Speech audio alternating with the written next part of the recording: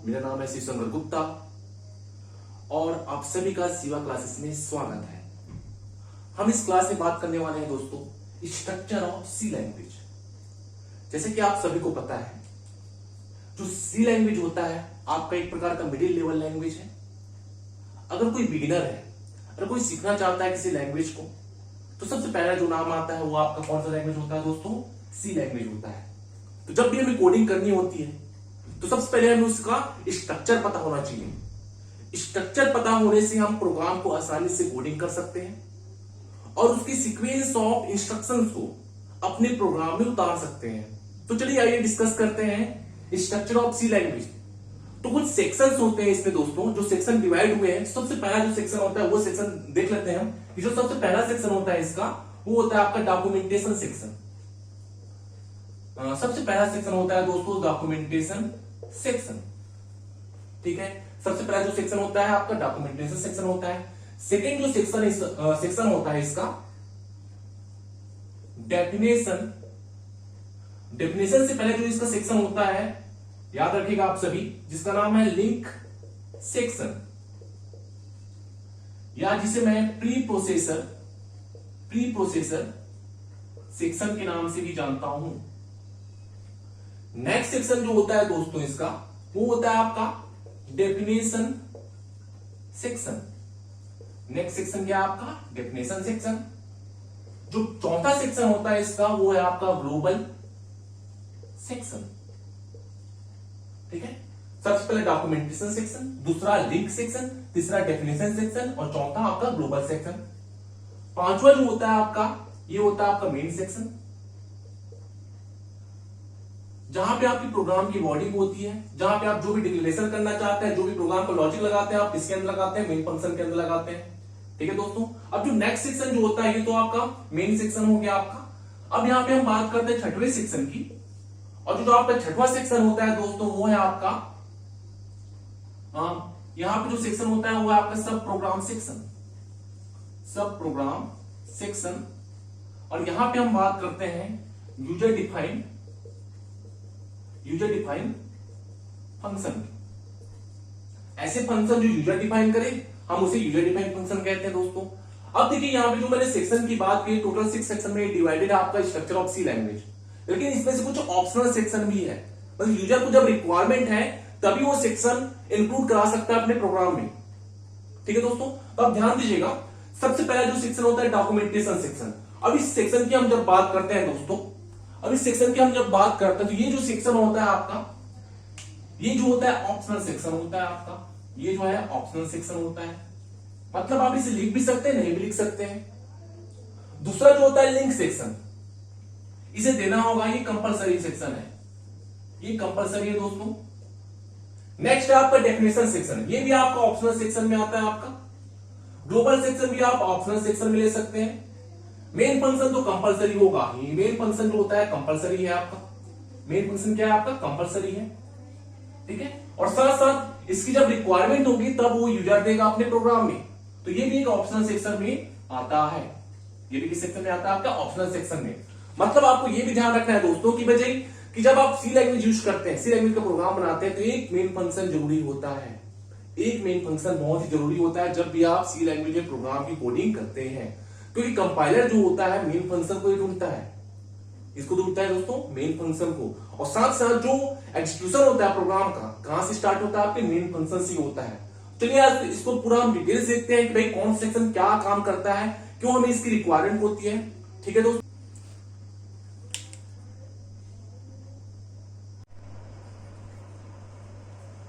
चलिए दोस्तों, सबसे पहला जो सेक्शन होता है वो होता है आपका डॉक्यूमेंटेशन सेक्शन। कौन सेक्शन होता है? Documentation section. अब इस सेक्शन की रिक्वायरमेंट क्यों होती है प्रोग्रामर को या यूजर को? चलिए आइए समझते हैं इसे। जब हम बात करते हैं डॉक्यूमेंटेशन सेक्शन की दोस्तों, जैसे कि मैंने कहा ये ऑप्शनल होता है। ये क्या होता है दोस्तों? ऑप्शनल सेक्शन होता है, मतलब दे भी सकते हैं लेकिन नहीं भी दे सकते। लेकिन जब कोई बड़ा प्रोजेक्ट तैयार होता है सी लैंग्वेज में, जब कोई बड़ा प्रोजेक्ट तैयार होता है सी लैंग्वेज, वहां पे बहुत सारी कोडिंग होती है, बहुत सारे फंक्शंस होते हैं, बहुत सारे ऑपरेशन परफॉर्म होने होते हैं, तब वहां पे इस सेक्शन की रिक्वायरमेंट पड़ती है। अब इस सेक्शन में एक कमेंट सेक्शन होता है जिसकी मदद से, जैसे कि मैंने कहा आप लोगों से दोस्तों, जो कमेंट सेक्शन होता है, क्या सेक्शन मैंने कहा, कमेंट सेक्शन। कमेंट सेक्शन की बात कही मैंने, जहां पर ये दो तरह के कमेंट होते हैं आपकी सी लैंग्वेज में। एक होता है आपका single line comment, single line comment, और एक होता है आपका double line comment, double line comment. माफ कीजिएगा, इसे हम कहते हैं multi line comment, multi line comment, multi line comment. तो सी लैंग्वेज दो तरह कमेंट होते हैं जो हम कहां देते हैं, डॉक्यूमेंटेशन सेक्शन में देते हैं दोस्तों। अब चलिए इसे समझते हैं। जो सिंगल लाइन कमेंट होता है कि जब भी आप प्रोग्राम लिखते हो, जब भी आप कोडिंग करते हैं, जब भी आप प्रोग्राम लिखते हैं दोस्तों, ये देखिए, जब भी आप प्रोग्राम लिखते हैं सबसे टॉप में अगर आपको बताना है, एक इंस्ट्रक्ट करना है, एक निर्देश देना है कि हम प्रोग्राम में क्या करने वाले हैं, प्रोग्राम का ऑथर का नाम क्या है, जैसे प्रोग्राम का ऑथर का नाम क्या है, प्रोग्राम में क्या लॉजिक लग रहा है, प्रोग्राम का नेम क्या है, प्रोग्राम क्या काम करने वाला है, आप हर स्टेटमेंट में इस सेक्शन का उपयोग आप कर सकते हैं। क्यों कर रहे हैं, आप ये बताने के लिए कर रहे हैं कि हम प्रोग्राम में क्या यूज कर रहे हैं, किस प्रकार का स्टेटमेंट का यूज कर रहे हैं, किस प्रकार का लॉजिक परफॉर्म कर रहे हैं, और किस प्रकार का ऑपरेशन हम परफॉर्म कर रहे हैं। तो इस सेक्शन की रिक्वायरमेंट कब है, जैसे कि मैंने कहा आप लोगों को कि भाई जब इस प्रोग्राम को, जब सपोज कोई एक प्रोग्राम है सी लैंग्वेज का, अब इस प्रोग्राम को कोई अन्य यूजर जो है, या माफ कीजिए, या अन्य यूजर की हम बात करें कि किसी दूसरे यूजर की बात करते हैं, या खुद की बात करें कि जब उसे बाद में वो देखना चाहता है, उस प्रोग्राम को देखना चाहता है, छोटे प्रोग्राम में दिक्कत नहीं होती, लेकिन जब वो बड़ा प्रोग्राम होता है दोस्तों, तो वहां पे दिक्कतें पैदा होती है। लेकिन जब ये प्रोग्राम कमेंट सेक्शन के साथ दिया होगा, तो जब ये दूसरे पीसी में रन किया जाएगा, या जब वो जो बंदा है, जो प्रोग्रामर है, बहुत समय बाद उस प्रोग्राम को रन करेगा, तो उसको समझ आएगा, समझेगा कि भाई इस पर्टिकुलर प्रोग्राम में किया क्या गया है। तो यही है कमेंट सेक्शन की खासियत। चलिए आइए समझते हैं सिंगल लाइन जो कमेंट होता है दोस्तों, यहाँ पे ध्यान दीजिएगा, जो सिंगल लाइन कमेंट होता है, सिंगल लाइन कमेंट को दर्शाया जाता है डबल स्लैश से। किससे दर्शाया जाता है, डबल स्लैश से। किससे दर्शाया जाता है दोस्तों, डबल स्लैश से। मतलब आपने कोई स्टेटमेंट लिखा, write a program to add 2 number, मतलब इस सिंगल लाइन कमेंट की मैंने बात कही है। एक होता है मल्टी लाइन कमेंट, मतलब आपको मल्टीपल लाइन देने होते हैं, तो उसके लिए जो डिनोट करने का तरीका होता है वो होता है आपका स्लैश एस्ट्रिक। यहाँ पे जो भी कमेंट देना होगा आप यहाँ पे दीजिएगा, देन आपका एस्ट्रिक स्लैश, ये होता है आपका मल्टी लाइन कमेंट का सिंटैक्स। तो डॉक्यूमेंटेशन सेक्शन की मैंने बात की, ये ऑप्शनल सेक्शन है, अगर, लेकिन एक अच्छे प्रोग्रामर के लिए ये डॉक्यूमेंटेशन सेक्शन बहुत इंपॉर्टेंट है कि जब भी वो छोटा प्रोग्राम करे या बड़ा प्रोग्राम करे, वो जो है कमेंट सेक्शन का यूज कर सकता है। मैंने कहा आपको कि भाई प्रोग्राम के टॉप में भी यूज कर सकते हो आप, और जो भी आप कोई लॉजिक लगा रहे हैं, कुछ ऑपरेशन परफॉर्म कर रहे हैं, मतलब प्रोग्राम में जो भी कुछ करना है आपको, तो उसके बारे में जो भी चीज बतानी है वो किसके माध्यम से दीजिएगा, आप कमेंट के माध्यम से देंगे। तो ये रहा आपका डॉक्यूमेंटेशन सेक्शन।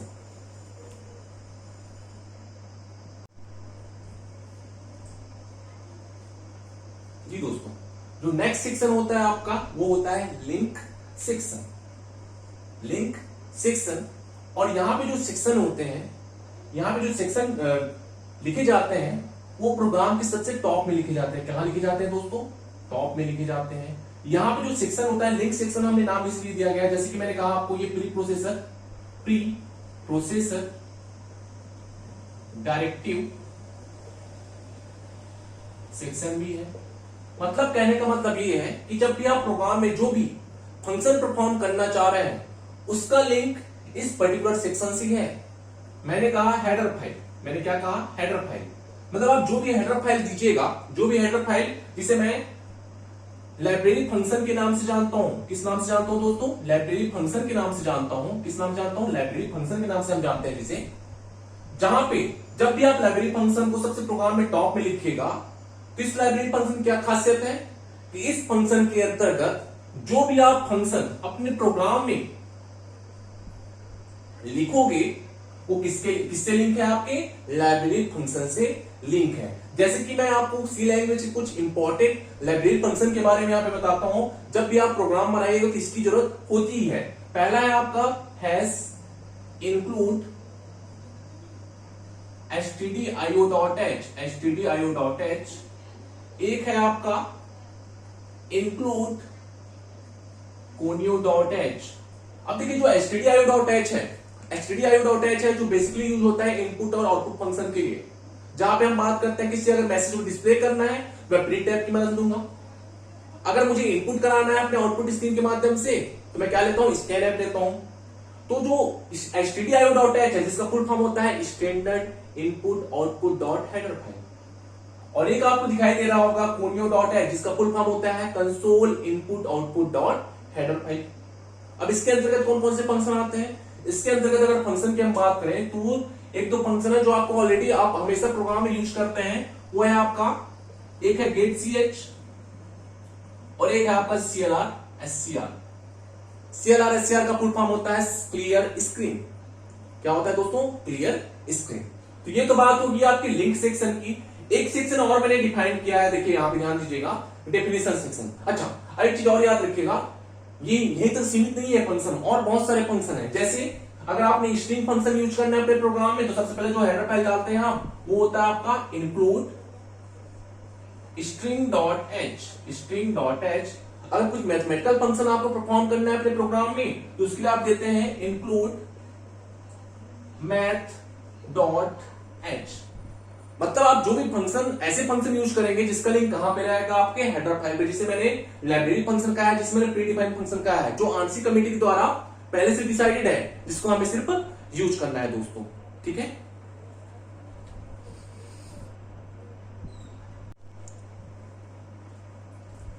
जी दोस्तों, अब जो नेक्स्ट सेक्शन है, हमने दो सेक्शन ऑलरेडी कवर कर लिए। पहला डॉक्यूमेंटेशन सेक्शन था, दूसरा आपका लिंक सेक्शन या जिसमें प्री प्रोसेसर डायरेक्टरी सेक्शन भी कहता हूं। एक सेक्शन है आपका डेफिनेशन सेक्शन, ये भी आपका ऑप्शनल है, जब आपको जरूरत होगी तभी से आप दीजिएगा। ये क्या आपका ऑप्शनल सेक्शन है। अब डेफिनेशन सेक्शन नाम से समझ आ रहा होगा आप लोग को, जहां मैं चीजों को डिफाइन करूं। बेसिकली ये यूज होता है मैक्रोस में। इसमें यूज होता है दोस्तों मैक्रोस में, या किसी मैथमेटिकल फंक्शन में। कहां भी यूज होता है दोस्तों, मैथमेटिकल फंक्शन में। अब इसके लिए आपको क्या करना होता है, जब भी कोई चीजें डिफाइन करनी हो तो उसके लिए आपको लिखना होता है, जस्ट हेडर फाइल के नीचे लिखना होता है हैज डिफाइन।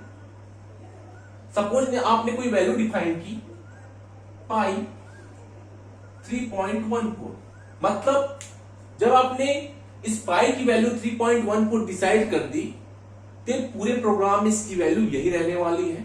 मतलब साफ है दोस्तों कि जब डेफिनेशन सेक्शन की मैं बात करता हूं, मैं कुछ चीजें डिफाइन करना चाह रहा हूं। जब भी डिफाइन करने की बात आएगी तो हम किसमें यूज करेंगे, इसका मैक्रोस में यूज करते हैं। और खासकर जब मैथमेटिकल फंक्शन यूज किए जाते हैं वहां पर इसकी उपयोगिता होती है। ये होता है आपका डेफिनेशन सेक्शन, ये भी आपका ऑप्शनल है। क्या दोस्तों, ऑप्शनल सेक्शन होता है। जी दोस्तों, अब जो नेक्स्ट सेक्शन है जिसे मैं ग्लोबल सेक्शन के नाम से जानता हूं, ये भी आपका ऑप्शनल सेक्शन होता है। ये भी आपका ऑप्शनल है, मतलब जब रिक्वायरमेंट है तब दीजिए।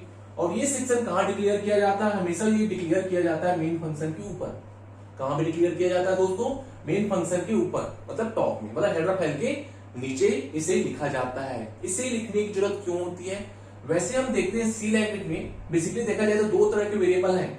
एक होता है लोकल वेरिएबल, एक होता है लोकल वेरिएबल, और एक होता है आपका ग्लोबल वेरिएबल।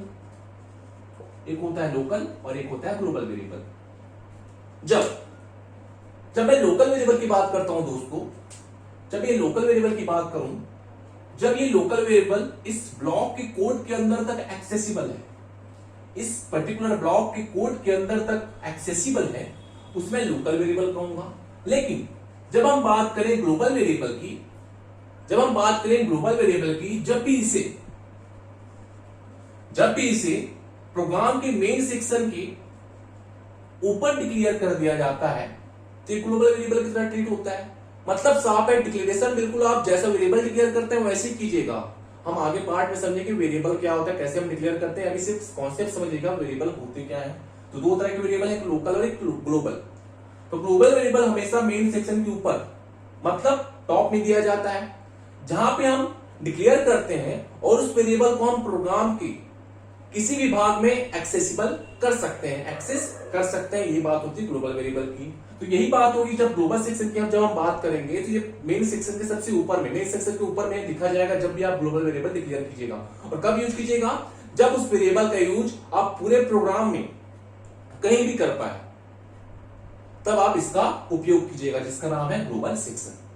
अब जो नेक्स्ट इंपॉर्टेंट सेक्शन होता है दोस्तों, उसका नाम है मेन सेक्शन।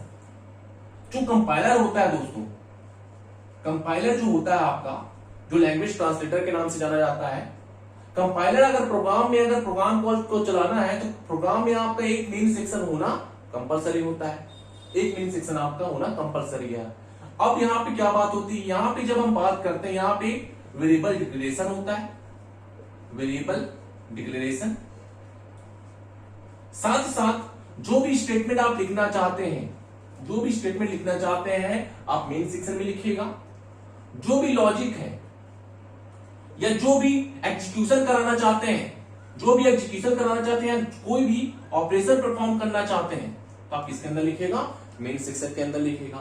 साथ ही साथ जब मैं मेन सेक्शन की बात करता हूं दोस्तों, मेन सेक्शन की जब हम बात करते हैं, आप ध्यान दीजिएगा, जब हम मेन सेक्शन की हम बात करते हैं तो मेन सेक्शन जैसे हम लिखते कैसे दिखेगा, ये रहा आपका मेन सेक्शन, ये ओपन कर्ली ब्रेसेस, जो भी स्टेटमेंट है, जो भी लॉजिक है, जो भी ऑपरेशन है, जो भी डिक्लेरेशन है, आप मेन सेक्शन के अंदर कीजिएगा। ये ओपन कर्ली ब्रेसेस, ये आपका क्लोज कर्ली ब्रेसेस, ठीक है, ये आपका ओपन कर्ली ब्रेसेस, ये आपका क्लोज कर्ली ब्रेसेस। तो ये रहा आपका मेन सेक्शन, जहां पे हम बात करते हैं डिक्लेरेशन की, और जहां पे हम बात करते हैं जो भी स्टेटमेंट आपको एग्जीक्यूट कराना होगा, हम वहां कहां पे डिक्लेयर करेंगे? मेन सेक्शन के अंदर डिक्लेयर करेंगे। ये होता है ब्लॉक ऑफ कोड, ये इसका ब्लॉक है, इस पर्टिकुलर मेन फंक्शन का ब्लॉक है, जिसे मैंने कहा है मेन सेक्शन दोस्तों।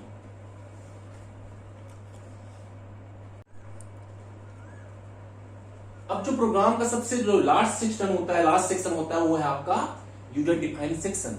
क्या होता है दोस्तों? User defined section. अब जैसे कि नाम से समझ आ रहा है आप लोगों को कि जब यूजर डिफाइन करेगा तब उसे मैं क्या करता हूं? यूजर डिफाइंड फंक्शन के नाम से जानता हूं। किस नाम से जानता हूं दोस्तों? यूजर डिफाइंड फंक्शन के नाम से जानता हूं। मतलब साफ है, फंक्शन होता है क्या वैसे देखा जाए तो फंक्शन जो है आपका प्रोग्राम का सेट ऑफ स्टेटमेंट होता है। क्या होता है दोस्तों? सेट ऑफ स्टेटमेंट होता है, या सेट ऑफ हम मॉड्यूल्स कहते हैं। फंक्शन के जो तीन हिस्से होते हैं, फंक्शन जो बेसिकली तीन भागों में डिवाइड होता है, फंक्शन डिक्लेरेशन, एक फंक्शन कॉलिंग और एक फंक्शन डेफिनेशन। क्या होता है दोस्तों? Function definition. मतलब यूजर को जब रिक्वायरमेंट है, बेसिकली जो यूजर डिफाइंड फंक्शन होते हैं दोस्तों, जब कोई बड़ा प्रोग्राम आप बनाना चाहते हैं तो बेसिकली आप यूज करेंगे फंक्शन का, जहां पे आप खुद फंक्शन बनाएंगे। जैसे कि मैंने बात की लिंक सेक्शन की, लिंक सेक्शन में जो हेडर फाइल थे आपके प्री डिफाइंड फंक्शन थे, या जिसे मैंने लाइब्रेरी फंक्शन कहा था। उसी प्रकार जब हम बात करते हैं सब प्रोग्राम सेक्शन या यूजर डिफाइंड सेक्शन की, जहां पे बात होगी यूजर डिफाइंड फंक्शन की, किसकी बात होगी दोस्तों? यूजर डिफाइंड फंक्शन की बात होगी। मतलब जब कोई फंक्शन यूजर के द्वारा डिफाइन किया जाएगा उसे मैं यूजर डिफाइंड फंक्शन कहूंगा। यहां पे फंक्शन कॉलिंग का कॉन्सेप्ट भी यूज किया जाता है, जहां पे मैं call by value, call by reference के बारे में आपको बताऊंगा। वैसे आप सिर्फ अभी इतना याद रखिए, ये आपका सब प्रोग्राम सेक्शन होता है, जहां पे आप डिफरेंट फंक्शन बना सकते हैं, मल्टीपल फंक्शन आप क्रिएट कर सकते हैं, मल्टीपल फंक्शन आप बना सकते हैं और अपने प्रोग्राम में आसानी से यूज कर सकते हैं। तो ये रहा आपका 6 सेक्शन, जहां पे पहला सेक्शन था आपका डॉक्यूमेंटेशन सेक्शन, दूसरा था आपका लिंक सेक्शन, तीसरा था आपका डेफिनेशन सेक्शन, चौथा था आपका ग्लोबल डिक्लेरेशन सेक्शन, पांचवा आपका बहुत इंपॉर्टेंट सेक्शन जिसका नाम है मेन सेक्शन या मेन फंक्शन हम जिसे कहते हैं, और जो लास्ट होता है आपका, जिसे मैंने सब प्रोग्राम सेक्शन कहा है या जिसे मैंने यूजर डिफाइंड फंक्शन का सेक्शन का नाम दिया है, जहां पे आप मल्टीपल फंक्शन यूजर अपने रिक्वायरमेंट के हिसाब से वहां पे डिक्लेयर या डिफाइन कर सकते हैं दोस्तों। तो ये रहा आपका स्ट्रक्चर ऑफ सी लैंग्वेज। जी दोस्तों, जैसे कि हमने 6 सेक्शन के बारे में पढ़ा अभी जस्ट, कि भाई स्ट्रक्चर ऑफ सी लैंग्वेज में 6 सेक्शन इंपॉर्टेंट है, जिसका यूज मैंने बताया कब इसका यूज किया जाता है, कौन ऑप्शनल सेक्शन होते हैं, कौन कंपलसरी सेक्शन होते हैं। अब एक छोटा सा एक पॉपुलर प्रोग्राम देख लेते हैं, जहां पे मुझे एक प्रोग्राम बनाना है, write a program to print hello world. क्या प्रिंट कराना है मुझे? Hello world. अब देखिए मैं एक छोटा सा प्रोग्राम बता रहा हूं, अब मुझे क्या यहाँ पे ध्यान दीजिएगा, मुझे सिर्फ प्रिंट कराना है हेलो वर्ल्ड, पर जो आपकी डिस्प्ले में जो आएगा वो क्या आएगा? हेलो वर्ल्ड आएगा। क्या आएगा दोस्तों? Hello world. तो देखिए जब भी हम प्रोग्राम बनाते हैं दोस्तों, अब ये जो टर्बो सी की, ये देखिए टर्बो C++ की स्क्रीन है। क्या है आपकी? टर्बो C++ की स्क्रीन है। अब ये आपका मेनू बार होता है, ये डिफरेंट सेक्शन में डिवाइड रहता है आपका, ठीक है। जहां पे आपको यहाँ पे एक दिखाई देगा और रन दिखाई देगा, एक आपका कंपाइल दिखाई देगा, ठीक है। ये टर्बो सी की एक स्क्रीन है, ये समझते हैं हम। अभी हम मानते हैं भाई टर्बो सी प्लस प्लस की स्क्रीन है। यहाँ पे एक सेक्शन मैंने बनाया रन यानी कंपाइल, यहाँ पे एक सेक्शन होता है फाइल। क्या सेक्शन होता है दोस्तों? फाइल। सबसे पहले जब आप turbo C plus plus open करते हैं, टर्बो सी प्लस प्लस आप ओपन करते हैं दोस्तों, तो सबसे पहले आप कहां जाइएगा? फाइल में जाइएगा। जैसे आप फाइल को सिलेक्ट कीजिएगा, जैसे आप फाइल को सिलेक्ट कीजिएगा, सेलेक्ट करने के बाद यहाँ पे डिफरेंट मेनू ऑप्शन ओपन होने दिखाई देंगे आपको। डिफरेंट मेनू ऑप्शन ओपन होंगे, जिसे मैंने सब मेनू कहा है, डिफरेंट सब मेनू ऑप्शन ओपन होगा। यहाँ पे क्या क्या ऑप्शन रहता है? जैसे new, open, save, save as, और क्या होता है दोस्तों? एक होता है आपका एग्जिट का ऑप्शन होता है, ठीक है। अब मुझे किसमें क्लिक करना है दोस्तों? अब मुझे क्लिक करना है न्यू में, क्योंकि भाई मुझे न्यू फाइल जनरेट करना है, ठीक है। तो मैं किस पे क्लिक करूंगा? न्यू में क्लिक करूंगा। इससे पहले और एक चीज और मैं आपको बताना चाहूंगा, यहां पे एक मेनू ऑप्शन रहता है जिसका नाम है इन्वायरमेंट।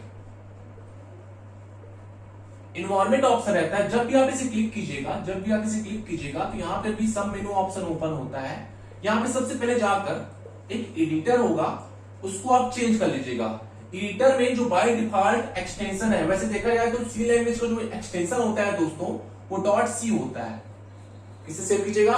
डॉट सी से, ठीक है। तो एडिटर में क्या कीजिएगा, जो डिफॉल्ट एक्सटेंशन रहेगा, अगर वो सी है तो अच्छी बात है, लेकिन अगर वो कोई दूसरा एक्सटेंशन में जैसे सीपीपी है, तो आप उसे किसमें चेंज कर दीजिएगा? सी में चेंज कर दीजिएगा। अब जैसे ही आपने इसे सी में चेंज किया, ठीक है, आपने कर लिया काम, उसके बाद कहां पहुंचेगा? न्यू में पहुंचेगा। न्यू में जैसे ही ओपन कीजिएगा, न्यू में जैसे ही आप क्लिक कीजिएगा, तो आपको जैसे आप न्यू में क्लिक कीजिएगा तो आपको एक विंडो ओपन होगी, एक छोटी सी विंडो होगी ब्लू कलर की। किसकी की? ब्लू कलर की। इसे मैं आईडीई स्क्रीन कहता हूं, आईडीई स्क्रीन। आईडीई स्क्रीन मतलब इंटीग्रेटेड डेवलपमेंट इन्वायरमेंट। कहने का मतलब ये है दोस्तों, जो ब्लू कलर की आपको स्क्रीन दिखाई देती है, हम मान रहे हैं जो आपको दिखाई देती है ब्लू कलर की screen turbo C plus plus में, उसे मैं क्या कहता हूं? आईडीई स्क्रीन कहता हूं, इंटीग्रेटेड डेवलपमेंट इन्वायरमेंट स्क्रीन। हम प्रोग्राम में वापस आएंगे दोस्तों, लेकिन आपको यह समझना भी जरूरी है, ठीक है। IDE screen. अब जो ब्लू कलर की स्क्रीन जो होती है दोस्तों, ब्लू कलर की जो स्क्रीन होती है, हमने आईडीई क्यों कहा गया है? क्योंकि आप इसी स्क्रीन के माध्यम से आप प्रोग्राम बना रहे हैं, उसे ओपन कर रहे हैं, जो प्रोग्राम आप पहले से बनाए उसे सेव कर रहे हैं, साथ साथ आप उसे कंपाइल भी कर रहे हैं, रन भी कर रहे हैं। मतलब सारा काम एक विंडो के माध्यम से कर रहे हैं, एक विंडो स्क्रीन के माध्यम से कर रहे हैं, इसलिए उसे कहा गया है इंटीग्रेटेड डेवलपमेंट इन्वायरमेंट स्क्रीन। जी दोस्तों, आपने क्या किया? सपोज आपने जो प्रोग्राम किया है, हेलो वर्ल्ड का जो प्रोग्राम बनाना है, सपोज आपने उस प्रोग्राम को सेव कराया फर्स्ट डॉट सी के साथ, देन आप प्रोग्राम लिखना स्टार्ट करेंगे।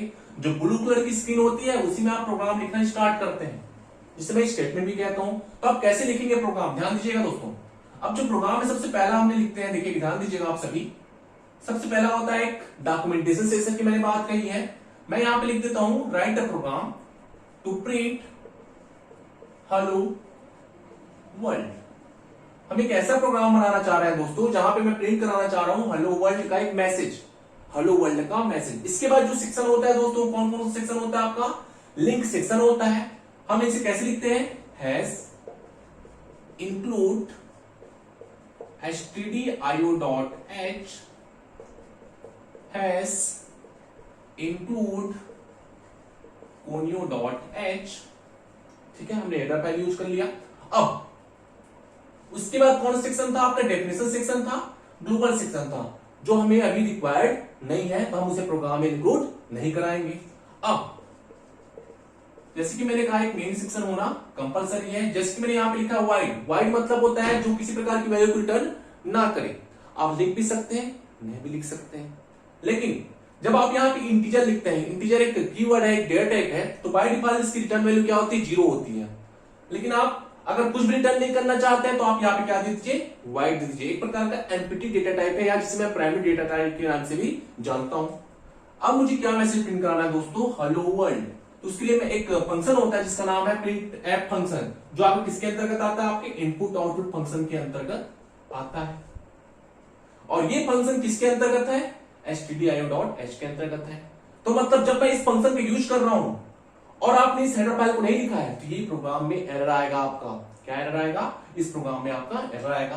अब हमें मैसेज प्रिंट करना है, तो मैं क्या करता हूं, डबल कोट के साथ हेलो वर्ल्ड, ये देखिए, देन सेमीकोलन। हमेशा याद रखिएगा दोस्तों, जब भी आप कोई स्टेटमेंट लिखते हैं तो लास्ट में उसका सेमीकोलन लिखना जरूरी है, तभी वो क्या बताएगा, आपका एक इंडिकेशन दे रहा है कि भाई ये आपका एंड ऑफ स्टेटमेंट है। क्या है दोस्तों, एंड ऑफ स्टेटमेंट है। अब क्या कीजिए, यहां पे get ch CLR SCR, then आपका क्लोजिंग। जब भी आप मेन सेक्शन ओपन कीजिएगा, क्लोजिंग में कीजिएगा। एक लिखा है मैंने गेट ch और CLR SCR। CLR SCR का मतलब होता है क्लियर स्क्रीन। क्या होता है दोस्तों, क्लियर स्क्रीन। इसके लिए भी एक वीडियो लेक्चर मैं आप लोगों के लिए तैयार करूंगा कि गेट ch CLR SCR क्यों लिखते हैं हम अपने प्रोग्राम में। तभी खैर ये प्रोग्राम देखिएगा। और यहाँ पे जैसे आप इसे कंपाइल कीजिएगा, कंपाइल करने के लिए जो की होता है आपका, या आप मेनू सेक्शन में जाके भी कर सकते हैं। कंपाइल करने के लिए जो की होता है आपका Alt प्लस F9, और रन करने के लिए जो की होता है आपका कंट्रोल प्लस F9। कंपाइल कीजिएगा, कंपाइल करेंगे तो क्या होगा, जो भी एरर मैसेज होगा आपको शो करेगा। कंपाइल होने के बाद वो क्या होगा, रन कीजिएगा आप। तो रन करने के बाद जैसे आप रन कीजिएगा, एक ब्लैक कलर की आपको आउटपुट स्क्रीन आएगी, जो डॉस बॉक्स के नाम से जाना जाता है। जो डॉस स्क्रीन है, वहां पे क्या मैसेज आएगा आपका, हेलो वर्ल्ड। ठीक है दोस्तों, तो जब भी स्ट्रक्चर ऑफ सी लैंग्वेज आपसे प्रोग्राम में, आपसे एग्जाम में पूछा जाए, तो आप बिल्कुल 6 सेक्शन को बताइए। और 6 सेक्शन के बताने के बाद अब एक छोटा सा प्रोग्राम आप अपने कॉपी में लिख सकते हैं, और एक बहुत ही अच्छा तरीका होता है दोस्तों। तो आज क्लास में बस इतना ही दोस्तों। चलिए ठीक है, थैंक यू दोस्तों।